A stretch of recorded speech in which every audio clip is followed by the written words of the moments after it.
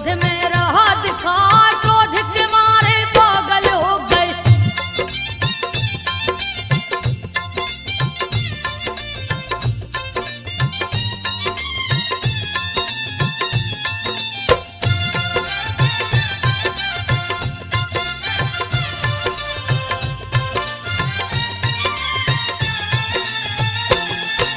क्रोध के मारे पागल हो गए, रहे बाण पे बाण चलाए, लगे नास तेरी का करने। गुस्सा भरा बदन दिखलाए, सैकड़ों योद्धाओं का मस्तक श्री बलराम ने काट गिराए, कुंडल और धनुष गिर गए हैं। मरे हुओं का तलवार दिखाए, बहने लगी खून की नदियां। घोड़े हाथी ऊंट चिल्लाए, पटको मारो काटो पछाड़ो। यही शब्द है रहा सुनाए, कृष्ण और बलराम की सेना।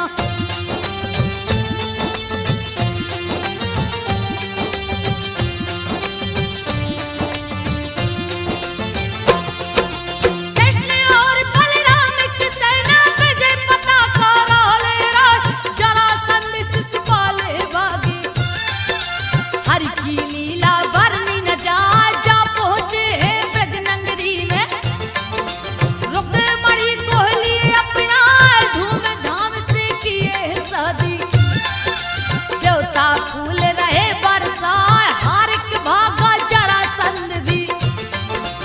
अपनी सेना लिया सजा, 33 अरब लिया है सेना। सेना ही सेना दिखलाए, घेर लिया है ब्रजनगरी को।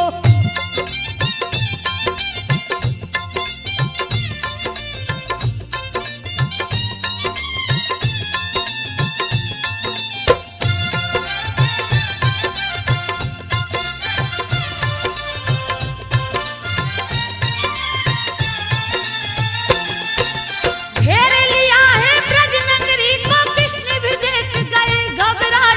घेर लिया है जरासंध ने, कहाँ है कृष्ण रहा चिल्लाए। गोप गोपियां डर के मारे, घर में अपने गई समाए। कृष्ण ने सबके भय को मिटाया, अपनी माया दिए दिखा, 33 ब्रजनगरी को मारा। दिए पतालपुरी पहुंचा, ब्रजमंडल को श्री कृष्ण ने। दिया द्वारकापुरी बना, ऋषि मुनि के श्राप के कारण।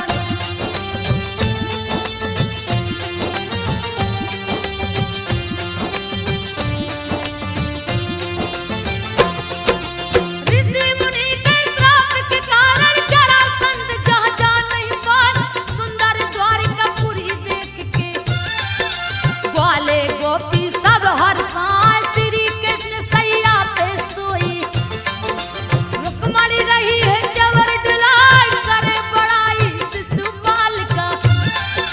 क्यों नहीं शादी उससे रचाए, सुन के रुक्मणी रूठ गई है। गुस्सा भरा बदन दिखलाए, गुस्से में आकर मूर्छित हो गई।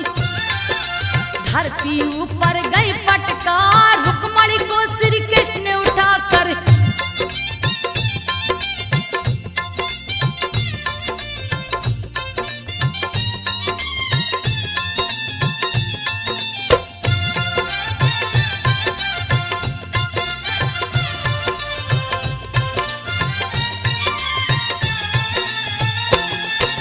रुक्मणी को श्री कृष्ण ने उठाकर सीने से अपने लियो लगा, फिर भी नहीं मानी है रुक्मणी।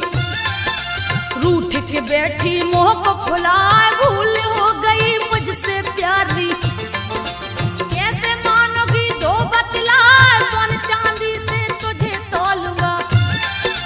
सुन के रुक्मणी गई हर साथ, तराजू के पल्ले में बैठी। सोना चांदी कृष्ण मंगाए, हीरा मोती लौट चढ़ाया। फिर भी न पल्ला हिलने पार, रत्न आभूषण तीनों लोक के।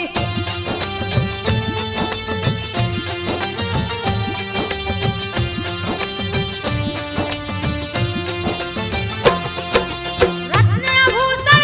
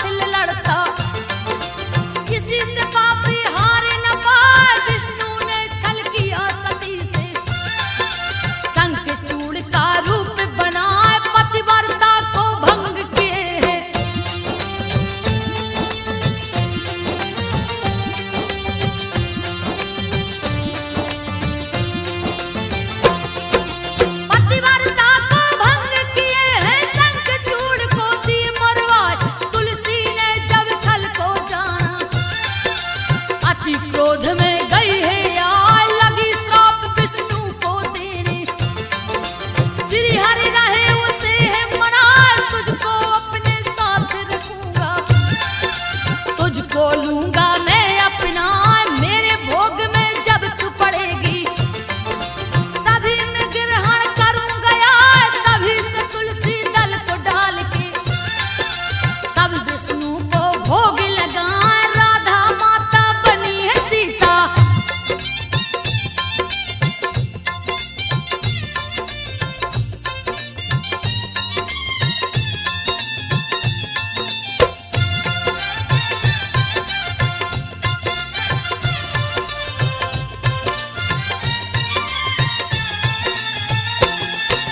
राधा माता बनी है सीता, रुक्मणी बन के तुलसी आई। इसीलिए सोने चांदी से रुक्मणी कनक न हिलने पाए, तुलसी डाल के किए बराबर।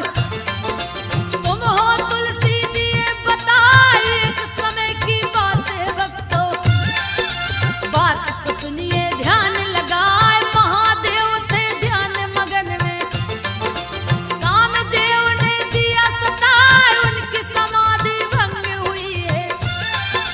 कामदेव पर गए गुस्से आए, क्रोध में आके श्राप दे दिए।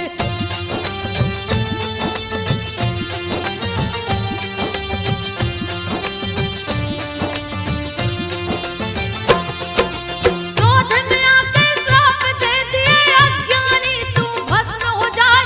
पैर पकड़ लिया रति ने जाके, मेरे पति को दो लौटा। शिव शंभू ने रति से बोला, अगले जन्म में जाओगी पार, कृष्ण का बेटा प्रद्युम्न होगा, वही तेरा पति कहलाए। कामदेव है प्रद्युम्न बन गए, रुक्मणी तन से जन्मे जाए। संवर देते न शत्रु समझ के, बचपन में ही लिया उठा, जाके समुद्र में फेंक दिया है।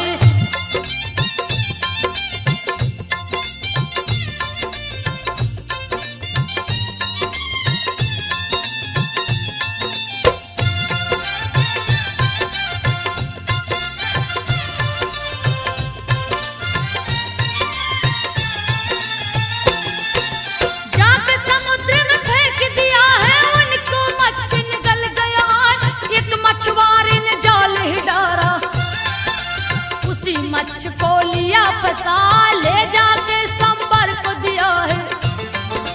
संवर ने लिया उसे उठा, मायावती बनी है रसोइया।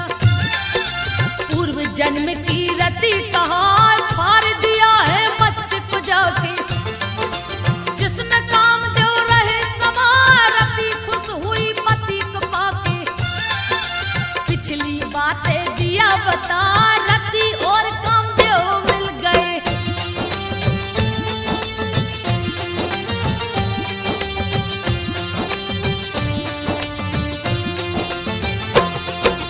रति और कामदेव मिल गए। सारे देव गए हर साल, जामवंत की पुत्री जंगल में दिया मणि भुलवाए। कृष्ण ने राह में मणि को देखा, अपने हाथ में लिए उठाए। जामवंत लगे मणि को खोजने, कृष्ण के हाथ में गया दिखाए। कृष्ण से जामवंत भिड़ गए, क्यों लिया तूने मणि चुराए। बड़ा ही भीषण युद्ध हुआ है, जिसका वर्णन किया न जाए। जामवंत पहचाने प्रभु को,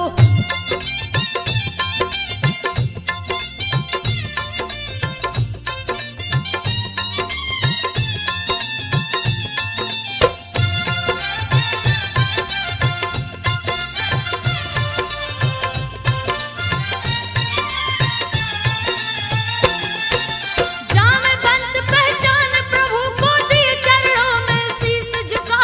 लड़ते लड़ते थक गया हूँ, जामवंत बोले सिरना।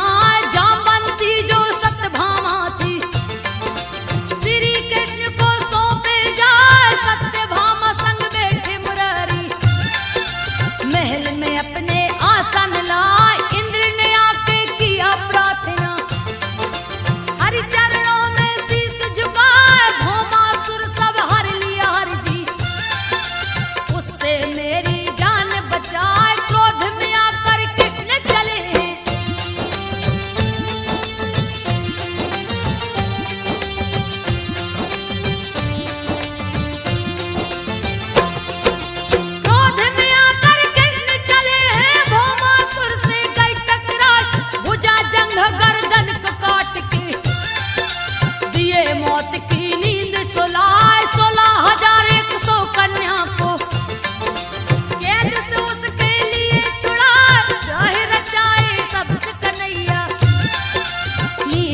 अपनी रहे दिखाए, बहुत से पुत्र हुए हैं कृष्ण के, जिसका वर्णन किया न जाए। बलि राजा के 100 पुत्र थे, सबसे बड़ा बाणासुर कहा, शोणित कुल का जो राजा था।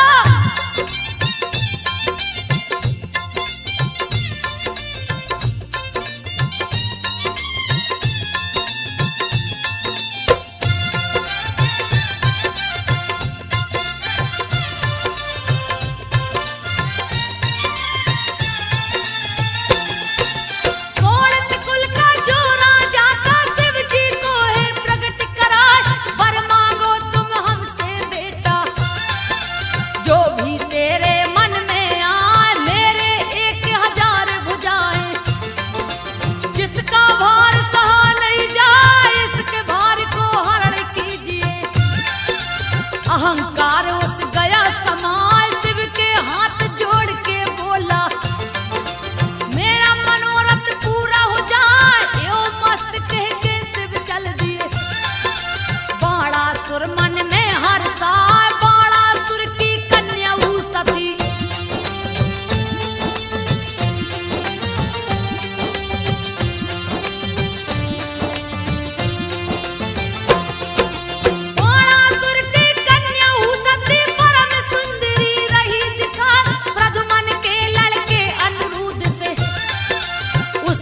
नजर गई टकरा, देख बाणासुर क्रोधित हो गया, हाथ में शस्त्र को लिया उठाए, सजा लिया है सोई सेना। अनिरुद्ध से गए टकराए, क्रोधित होकर अनिरुद्ध ने सारी सेना को मार गिराए। अनिरुद्ध भी अति बलशाली, रण में दिया तहलका मचाए, क्रोधित होकर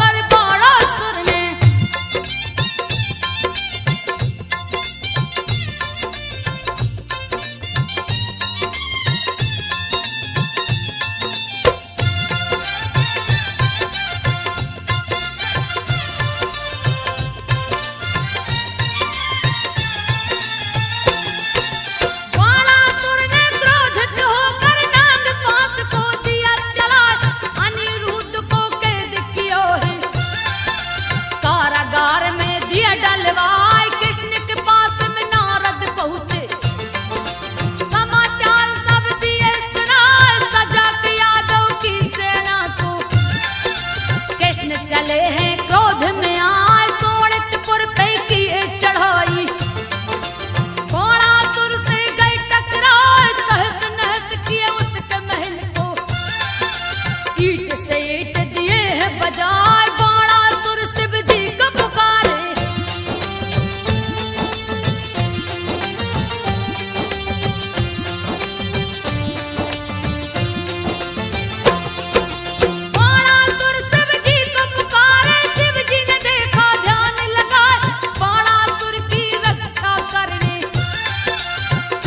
नंदी चढ़ के आए, भीषण संग्राम शुरू हो गया। कृष्ण और शिव जी गए टकराए, 10 दिशाएं लगा कांपने, सारे देवता गए घबराए। शिव ने कृष्ण पे क्रोधित होकर हाथ लिए त्रिशूल उठाए, कृष्ण भी शिव पे क्रोधित होकर अपने चक्र को रहे नचाए। चिंता में पड़ गए हैं ब्रह्मा,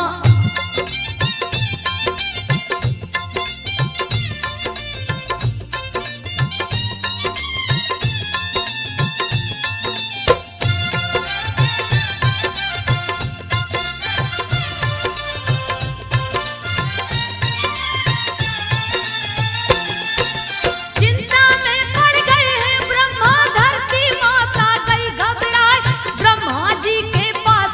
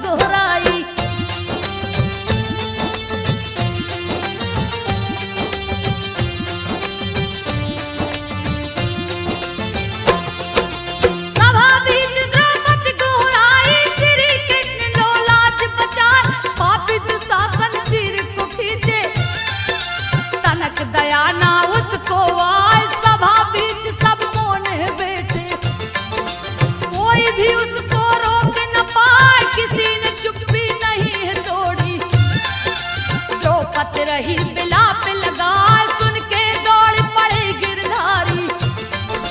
सभा महल में चीर बढ़ाए, खींचत चीर दुशासन हारा। दोनों बहियां गई पटाए, हरि कृपा से दुष्ट बहारा।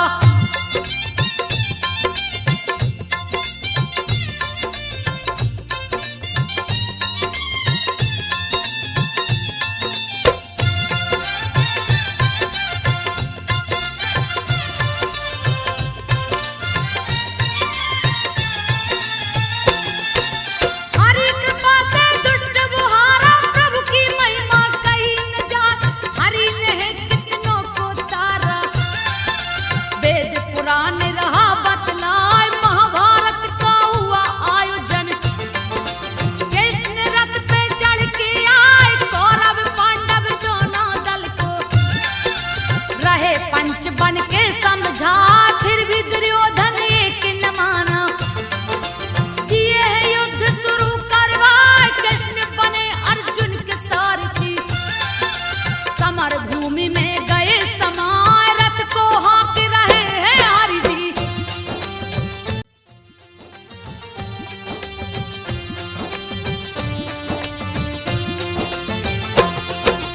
रथ को हाँक रहे हैं हरि जी, रथ पे लाल ध्वजा लहराए।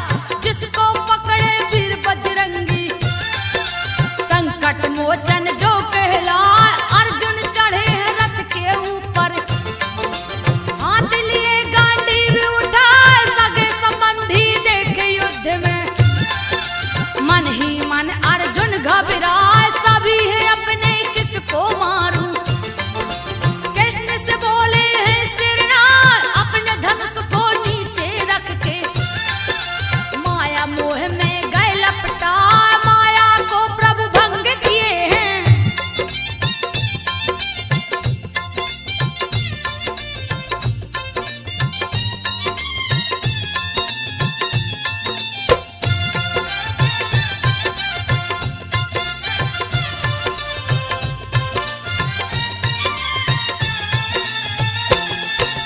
माया मोह को भंग किए हैं, श्रीमद् भागवत दिए सुनाए।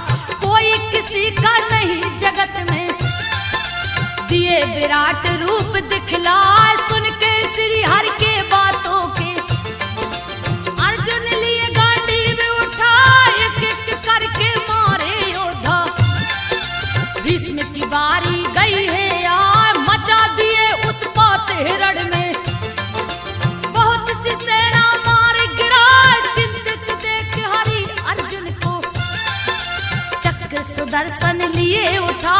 देख के भीष्म ने चक्र सुदर्शन,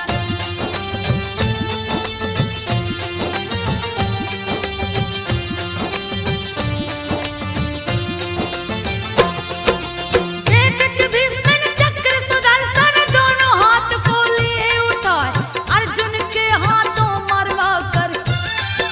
दिए कौरव का नाश कराए, दुष्टर को राज तिलक दिए हैं। दिए हैं गद्दी पर बैठार, दुष्टर के हाथों हरि। यज्ञ दिए हैं शुरू करा, चारों तरफ निमंत्रण भेजा। सभी राजा को लिए बुलवाए, जरासंध नहीं है आया। देख के कृष्ण रहे मुस्काए, भीम और अर्जुन को लेकर।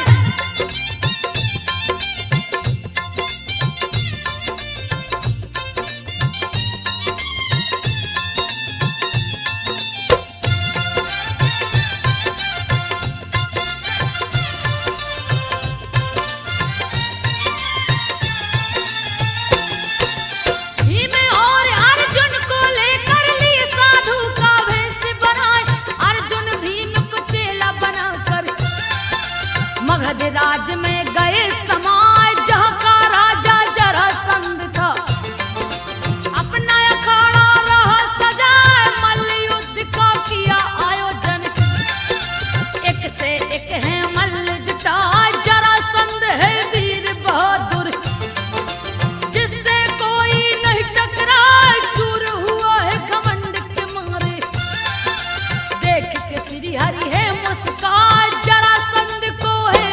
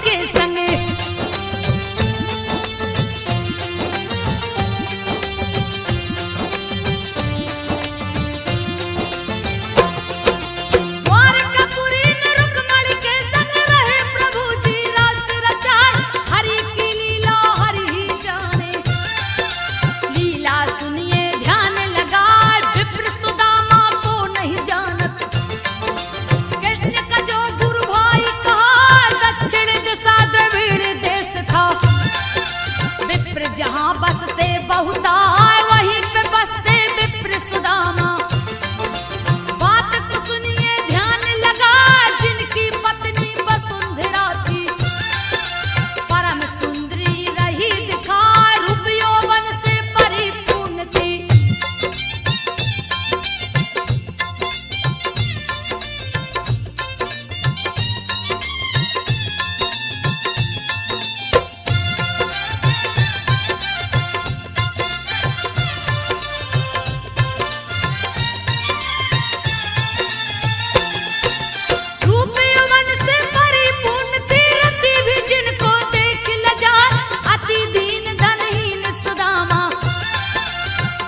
गरीबी रह सताए, टूटी हुई मड़ैया जिसकी, बारिश बरसे तन भिंग जाए, महादरिद्री उनके घर में, पांव पसार के गई समाए, भिक्षाटन कर पेट चलाते, फिर भी सुदामा नहीं घबराए, कभी खाते कभी नहीं भी खाते, सो जाते थे पेट दबाए, सिर पे पगड़ी न तन पे कपड़ा।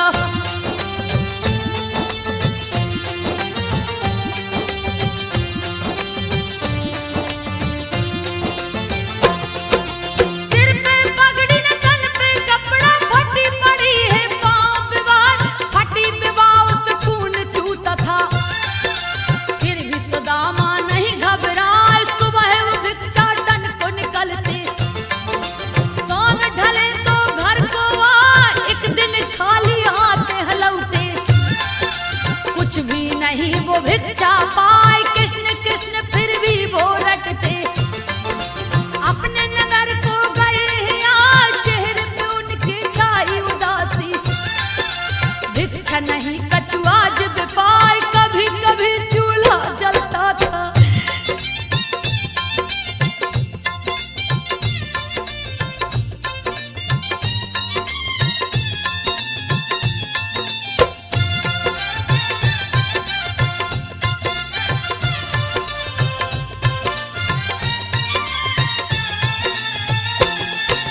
कभी कभी चूल्हा जलता था, कभी कभी ठंडा पड़ जाए, फिर भी कोई चिंता नहीं था, कृष्ण कृष्ण का रटे लगाए, कृष्ण हमारे परम मित्र हैं, पत्नी से कहते रोज सुनाए, पतिव्रता पत्नी थी उनकी, दुख सुख में है साथ निभाए, एक दिन खाने को कुछ नहीं था, दरिद्रता से गई घबराए, अपने पति से जाकर बोली, डरती हुई अति भय खाए, मेरा कहना मान लो स्वामी।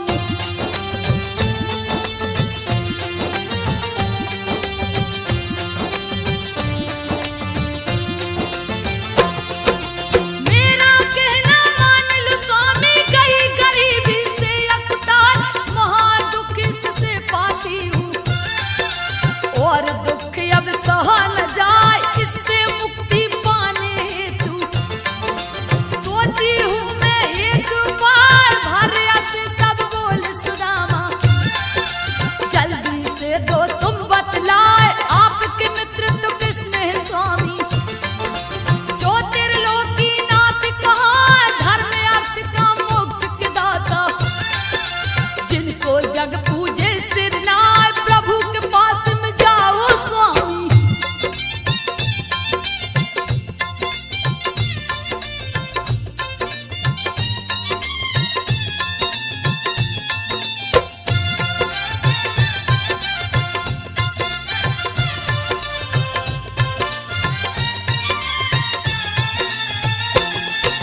प्रभु के पास में जाओ स्वामी, देंगे सारा कष्ट मिटाए, बोली वसुंधरा अपने पति से, बात को सुनियो ध्यान लगाए, कैसे जाऊं बोल सुदामा, क्या दूंगा मैं उनको जाए, मैंने कछु नहीं दिया किसी को, बिन दिए कोई कहाँ से पाए, इतना सुन के वसुंधरा ने भेंट किया चावल को लाए, डोरी लोटा लाठी लाके, रही सुदामा जी को धराए, डोरी लोटा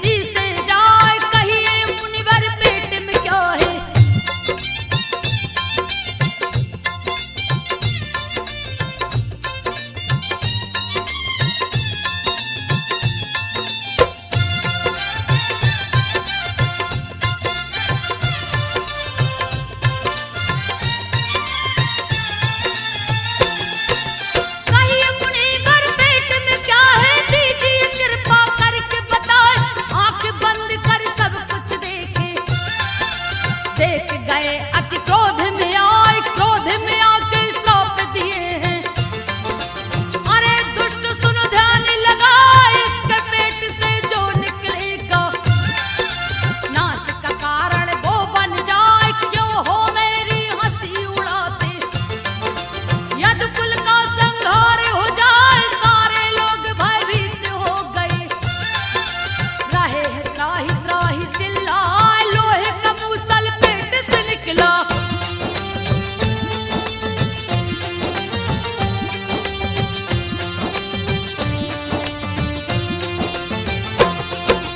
लोहे का मूसल पेट से निकला। कृष्ण उसे दिए पिसवार, ले जाके समुद्र में फेंके। लहरों ने दिया किनारा लगाए, समुद्र किनारे कष्ट के रूप में। चारों ओर गया चितराए, विनाश काले विपरीत बुद्धि। यदि बंसी को गई धराए, मद्यपान